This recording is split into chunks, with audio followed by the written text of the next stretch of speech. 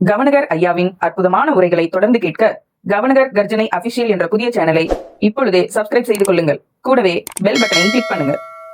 வணக்கம். திருச்சிற்றம்பலம். அறிவார்ந்த சகோதர சகோதரிகளே, பல முறை சொன்ன விஷயத்தை தான் திரும்பவும் நான் நினைவுபடுத்த விரும்புகிறேன். உலகின் தலை சிறந்த மந்திரம் சிவமந்திரம். அதனால தான் திருமூல தெய்வம் 5 எழுத்தால் 5 படைத்தனன் அப்படின்னாரு.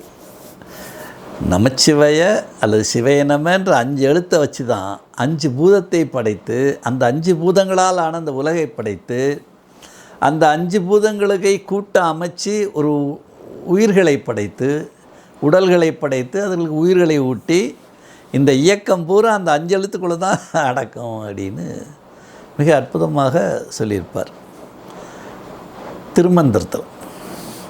அதே மாதிரி சிவாய நமையென்று சிந்தித்திருப்போருக்கு அபாயம் ஒரு நாளும் இல்லை, இதுதான் உபாயம் என்று ஔவைத்தாய் சொல்லியிருப்பாங்க.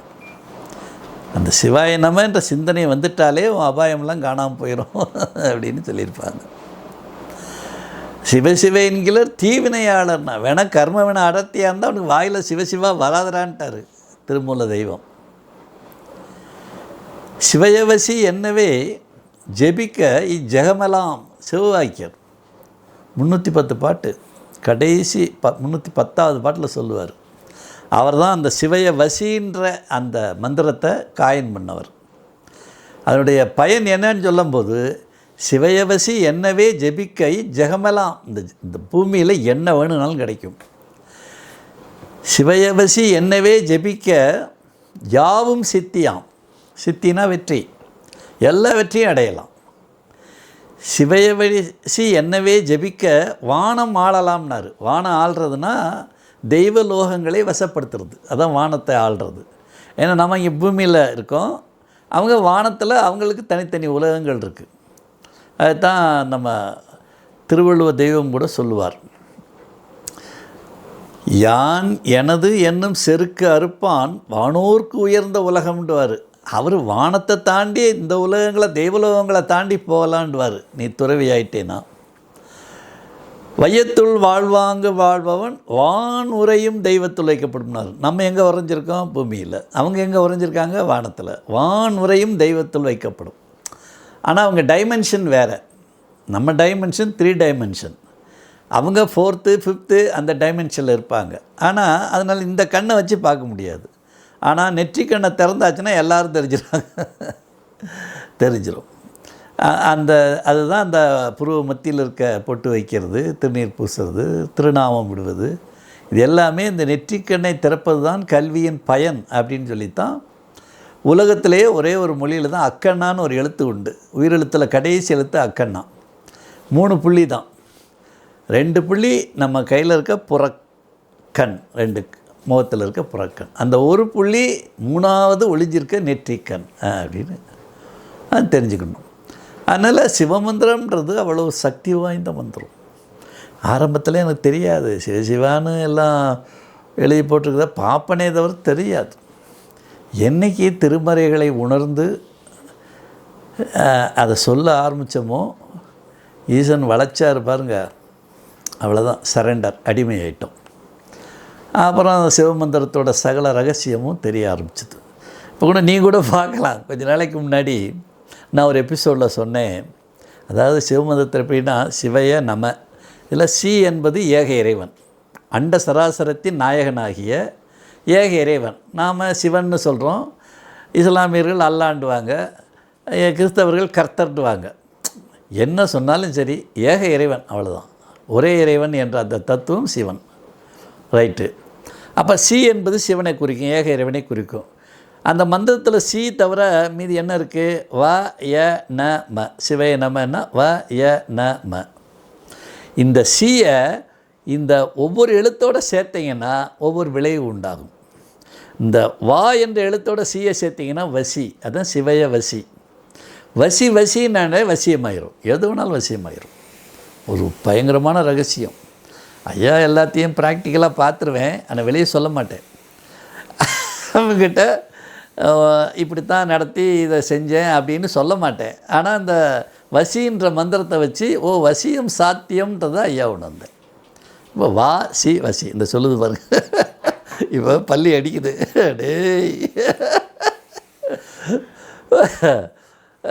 தெய்வ ரகசியத்தெல்லாம் ரொம்ப சொல்லாதன்றார். Okay right. வா சரி. அடுத்து என்ன இருக்குது? யாவோட சி சேர்த்திங்கன்னா எஸ்சின்னு நினைங்களேன். யான்னா ஆன்மா, சீனா சிவன். இந்த சிவம் ஆன்மா இந்த சிவனோடு ஐக்கியமாகிறதுக்குரிய அந்த மந்திரம் தான் எஸ்சி. ஐக்கியமாகிரும். ஓம் எஸ்சின்னா நம்ம ஜீவாத்மாவும் பரமாத்மாவும் மிங்கிளாகும். ஆச்சா. வா யா. அடுத்து நான். இதுதான் டேஞ்சர். நாவோட சீயை சேர்த்திங்கன்னா நசிஞ்சு போகும், அழிஞ்சிரும். அப்போ திமுக நசின்னு சொல்லுங்கள் எல்லாரும். இவங்க ரொம்ப நாட்டை கெடுக்கிறானுங்க, ஒரு மோசமான கல்ச்சரை உருவாக்குறானுங்க, அரசியலையே ஒரு திருட்டு அரசியலாக மாற்றிட்டானுங்க, இவங்க நசியணும், எல்லோரும் நசின்னு ஏகப்பட்ட பேர் அதை சொல்லி எனக்கு வாய்ஸ் மெசேஜ் அனுப்புறது. ஐயா இத்தனை முறை நான் ஜெபித்தேன், நசி சொன்னேன்னு. சரி சொன்னாங்க. இப்போ என்னாச்சு? நசினே நசிஞ்சிருச்சா? முடிஞ்சதா கதை? முடிஞ்சது. அதை ஒரு அசுரனை வச்சு முடிச்சிட்டார், அவ்வளோதான். அதாவது வெறிநாயை அடிக்கணும்னா ஒரு கட்டையை வச்சு அடிக்கணும். அந்த கட்டை மேபி அது டிவிகேயாக இருக்கலாம், ஜோசப் விஜயாக இருக்கலாம். அது கட்டை, அவ்வளோதான்.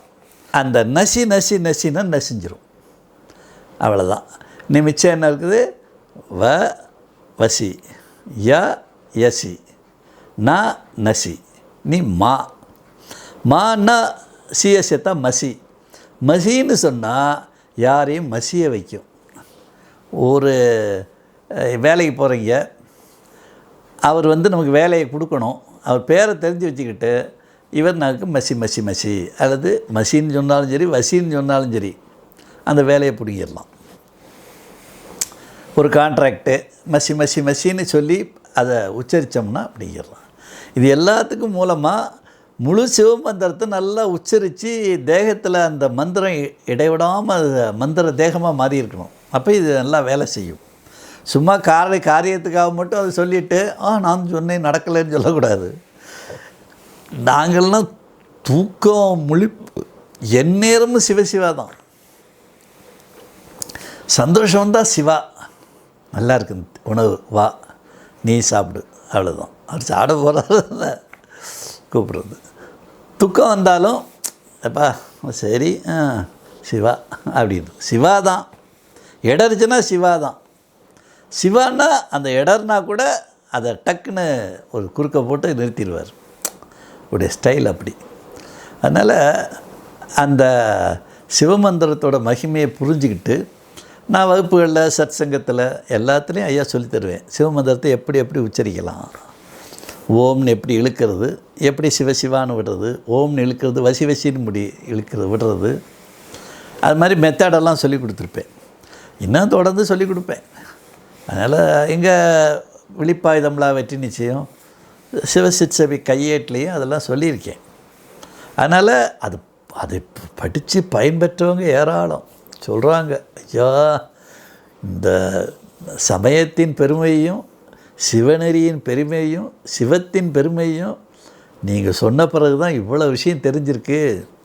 இப்போ நாங்கள் முழுமையாக அந்த லயத்துக்கு மாறிட்டோன்னு எல்லோரும் சொல்லும்போது ரொம்ப மகிழ்ச்சியாக இருக்குது. அதனால் எல்லோரும் அந்த மசி வசி எல்லாம் எசி சொல்லி அதற்குரிய பலன்களை அடைத்து எல்லா வெற்றிகளையும் பெற வேண்டும் என்று ஐயா வாழ்த்துகிறேன். வெற்றி நிச்சயம். திருச்சிற்றம்பலம். வணக்கம்.